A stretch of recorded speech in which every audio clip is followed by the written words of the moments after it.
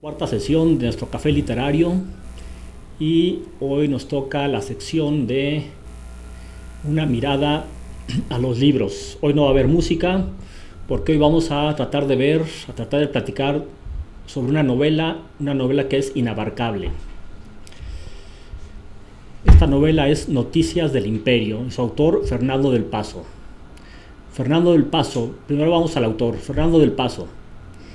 Fernando del Paso Morante nace en la Ciudad de México en el año 1935, y él es un artista que se desenvuelve en varios campos, entre ellos la fotografía, el dibujo, como escritor en la novela, en el ensayo, cuento, y nos vamos a enfocar ahorita en lo que es la novela. Él escribe tres muy grandes novelas, que son José Trigo en 1966, luego se publica en 1977 Palinuro de México, y 10 años después, en 1987, se publica la novela de la que vamos a platicar, que es Noticias del Imperio. Don Fernando del Paso, entre otros muchos logros, le fue otorgado hace 2 años, en el 2015, el Premio Cervantes de Literatura.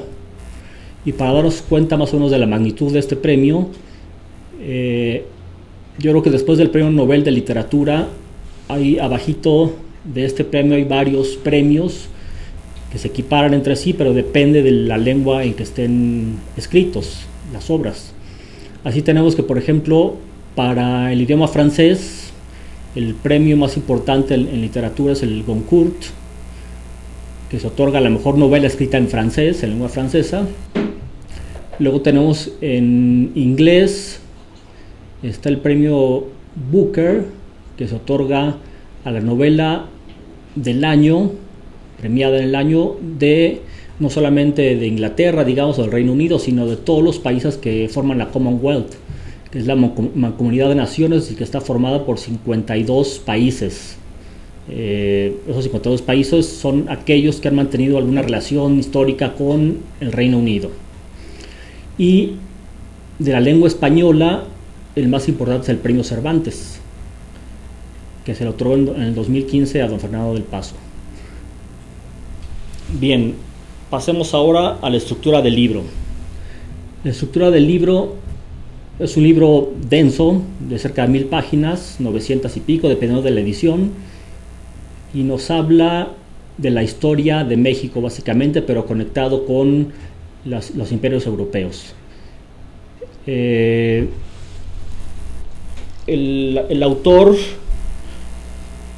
escribe este libro y lo narra un narrador externo, o sea, no es un personaje que esté narrando los hechos, un personaje interno de la obra, sino que lo narra un narrador externo, a excepción hecha de los capítulos en los que Carlota habla, y habla internamente, o sea, siempre está fluyendo su conciencia, está hablando ella de lo que se acuerda de cuando vivió en México, porque ella, pues muchos sabrán, quedó sin sus facultades mentales saliendo de México. Entonces Fernando del Paso la hace hablar en los capítulos internamente, y es un flujo de conciencia. Esto es el llamado monólogo interior, que es un recurso literario donde el autor hace hablar a la conciencia del personaje, y pareciera un poco perder el control sobre la obra, sobre lo que está escribiendo, porque lo deja a la deriva, lo deja libre albedrío del personaje,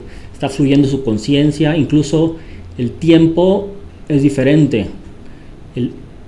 El personaje que está discurriendo internamente está utilizando un tiempo psicológico, que es diferente al tiempo cronológico. Entonces, así se ha estructurado el libro. Son 1000 páginas. Se dice que don Fernando del Paso escribió 10.000 páginas las que depuró, filtró y salieron estas 900 y pico de páginas, dependiendo de la edición, ¿verdad? Vamos a ver ahora la historia que encierra el libro y luego pasaremos a abordar el libro ya en sí. La historia que les voy a contar, muchos la conocen, tal vez someramente, y muchos la conocen más a fondo. Yo por lo menos conocía la historia de Maximiliano y Carlota someramente, de las clases de secundaria, algo así, y la novela de Fernando del Paso nos da detalle de muchísimas cosas sumamente interesantes, bonitas, amenas, etc. La historia está protagonizada por Maximiliano y por Carlota. Maximiliano nace en el año 1932, muere en 1967, solo 35 años vive Maximiliano. ¿Y quién es Maximiliano?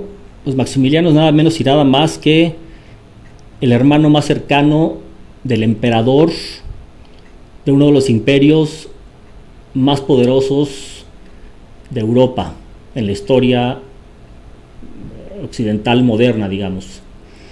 Es hermano de Francisco José I, quien gobierna nada más y nada menos que durante 68 años el imperio austrohúngaro, hasta que se disuelve ya con la Primera Guerra Mundial, ¿no? Y Carlota es su esposa, se casa con Maximiliano. Carlota nace en 1940, 8 años después que Maximiliano, pero vive hasta 1927, o sea que le sobrevive 60 años a Maximiliano, y 60 años los cuales los pasa pues sin sus facultades mentales, totalmente trastornada. También por ahí hay muchísimos personajes, y también entre los personajes está pues Mariano Escobedo, Napoleón III, el mismo Papa, y como personaje a destacar también sería nuestro prócer patrio Benito Juárez, que tiene un importante papel aquí y que Fernando del Paso nos deja ver como en toda su entereza y en todos sus arrestos que siempre tuvo Benito Juárez. Un poco antes de pasar a mayor detalle a la historia de ellos, ¿cuál era el entorno? Siempre es importante analizar el entorno. En Europa, porque el libro se desarrolla tanto en Europa como en México, más en México que en Europa, pero están conectados porque Maximiliano siempre tuvo dependencia de Europa, de los imperios que lo nombraron. Estamos en 1948, ya había nacido Napoleón, Maximiliano tenía 16 años aproximadamente, y solamente voy a destacar este hecho porque no tenemos tiempo para dedicarle al entorno de Europa. En el 1948, hay una serie de revueltas en Europa, por varios países de Europa, donde se busca, la población y los grupos de presión buscan que las restauraciones monárquicas no regresen a los imperios europeos, a los países europeos. Estas revueltas son sofocadas rápidamente por los gobiernos, pero queda en el aire esa idea de mayor libertad en los gobiernos.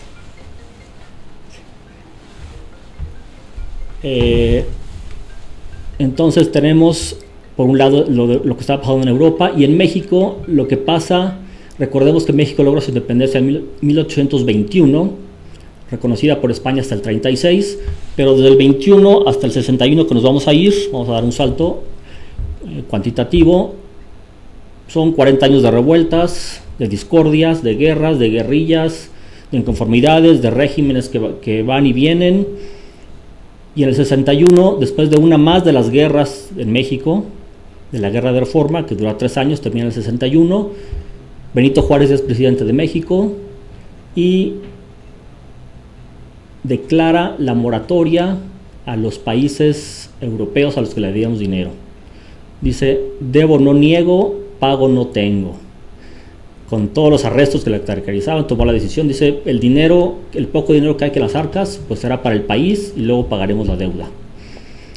En ese entonces no existían pues, ni el Banco Mundial, ni el Fondo Monetario Internacional, ni las reestructuras, ni las negociaciones. Y así como iba la cosa, llegan las potencias europeas y nos invaden. nos invaden y en Europa se decide que en México debe gobernar una persona, un emperador europeo. Se deciden por Maximiliano. Maximiliano en ese entonces se dedicaba con su esposa en el castillo de Miramar, en Trieste. Se mandaron construir un castillo ahí en Trieste, Italia, al norte de Italia. Se dedicaba pues a pasear con su esposa, se dedicaba a componer versos, a leer historia, su esposa tocaba el arpa, así la vivían. En el 63 llega una delegación mexicana de conservadores y le ofrecen el trono a Maximiliano. Maximiliano lo piensa unas semanas, unos meses, se decide que sí, él pensando en que venía a un país lleno de riquezas culturales, lleno de riquezas naturales, y donde iba con un potencial extraordinario y donde iba a crear un gran imperio con mucha potencia para el futuro. No sabía Maximiliano lo que le esperaba.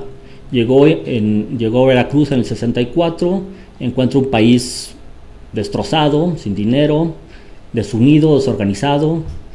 Si a eso le aunamos todas las desgracias que vivió desde que zarpó su barco, todas las calamidades que tuvo que sortear ya llegando a la tierra, las enfermedades, las desgracias, el antagonismo que se creó, etcétera.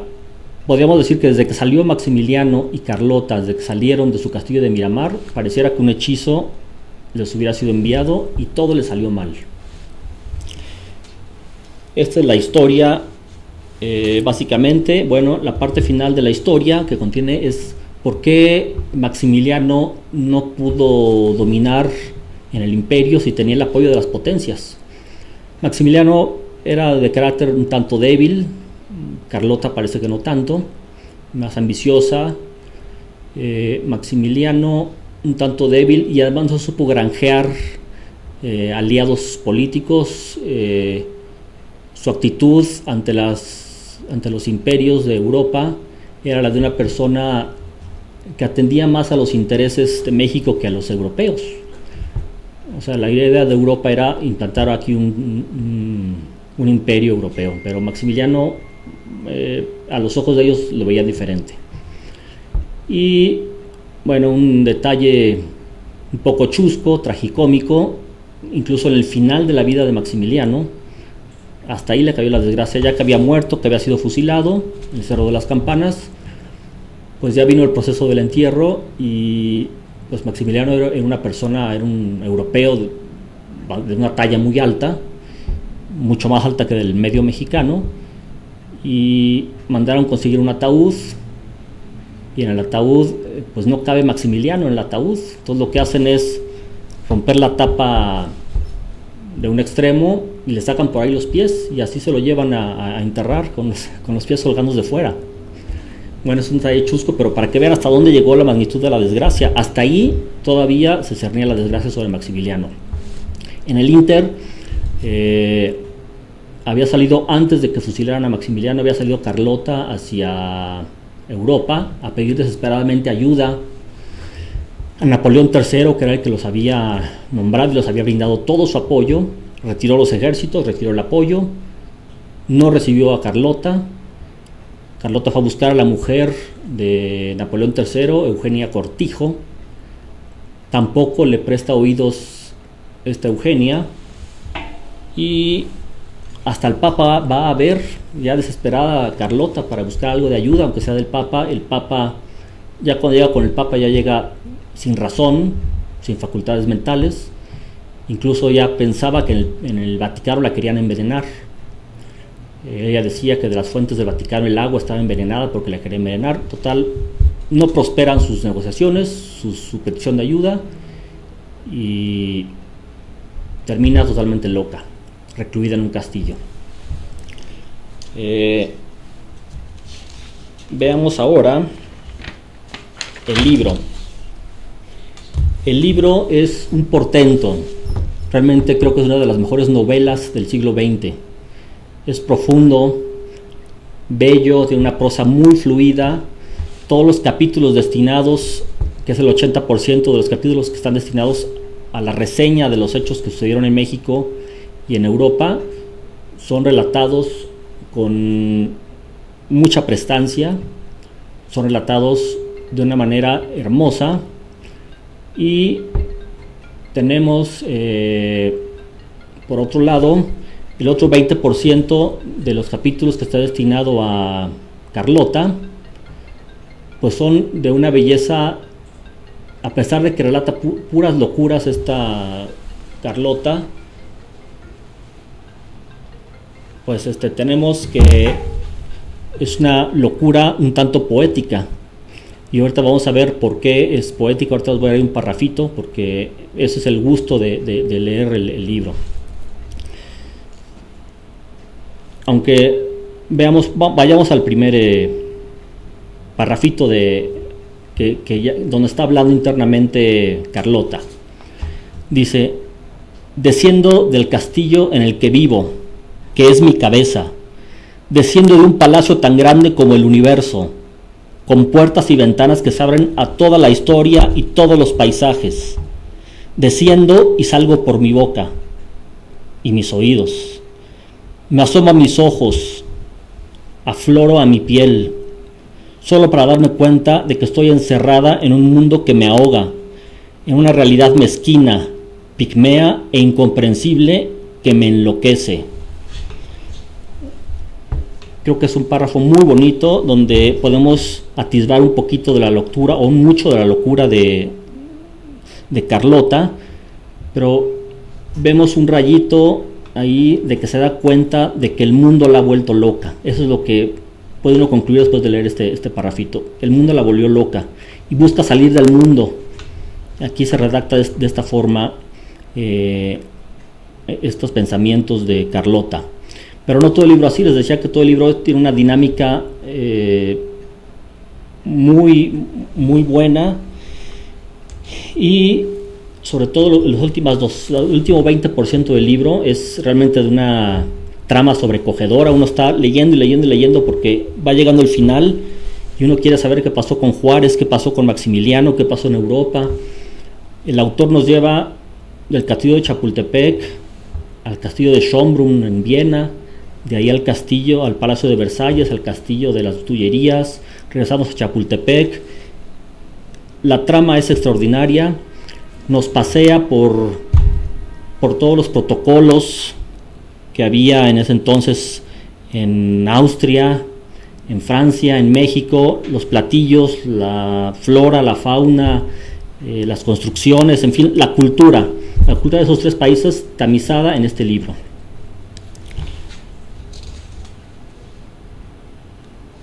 Veamos, ahora tenemos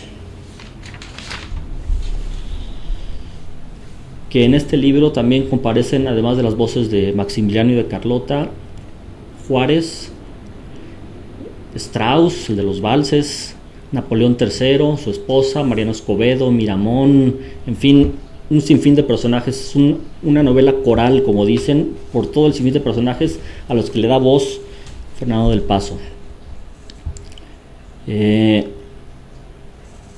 Carlota, en sus 60 años de locura, percibió cómo el mundo se desmoronaba, ese mundo que ella había conocido, esplendoroso, en que ella vivió 24 años de esplendor, ya sea en Austria, ya sea en México, ya sea en Italia, en París, en donde fuera, y que los años le trajeron la desgracia, y eso la volvió a que se quedara sin razón. En los monólogos interiores, Carlota nos deja entrever un gran resentimiento. Ella pensó que la había abandonado Maximiliano, no se enteró nunca que había muerto. En el camino a México perdió la razón ella y ya no supo nada.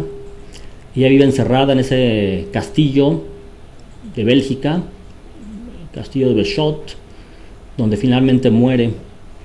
Pero antes de morir sigue rememorando, sigue recordando y sigue llenando su vida de recuerdos, de sinsentidos y de algunos rayitos de luz. Veamos ahora otro parrafito escrito por Fernando del Paso, pero que le da voz a Carlota. Dice así: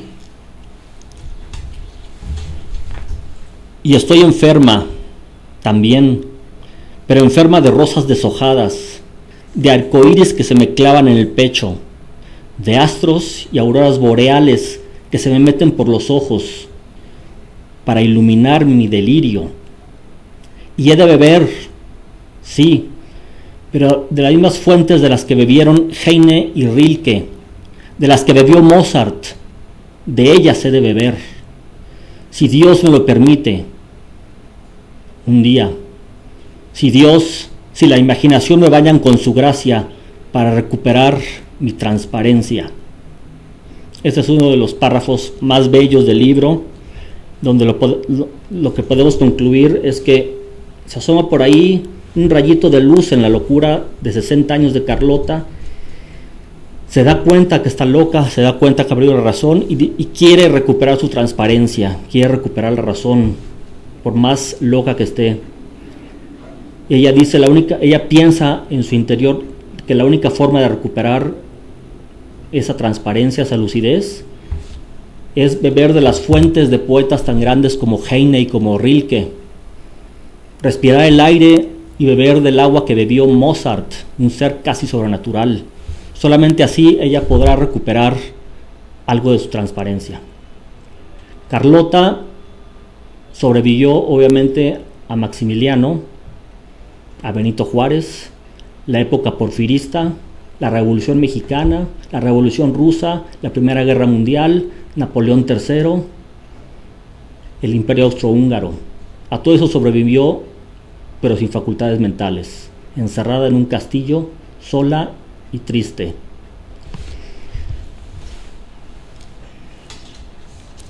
En aquellos tiempos, todavía cuando nacieron Napoleón, Josefina, toda esa élite de Maximiliano y Carlota inclusive, esas personas venidas de la nobleza, hijos de las nobles casas del mayor realce en Europa, de los Coburgo, los Saboya, los Habsburgo, etc. Esas personas pensaban firmemente, porque así se los habían hecho creer desde que nacían, que ellos habían nacido para gobernar el mundo. Y Maximiliano y Carlota no fueron la excepción. Sin embargo, sus sueños se vieron desbaratados por esa decisión de venir a México. Ellos habían vivido tranquilos en el castillo de Miramar, sin mayores sobresaltos.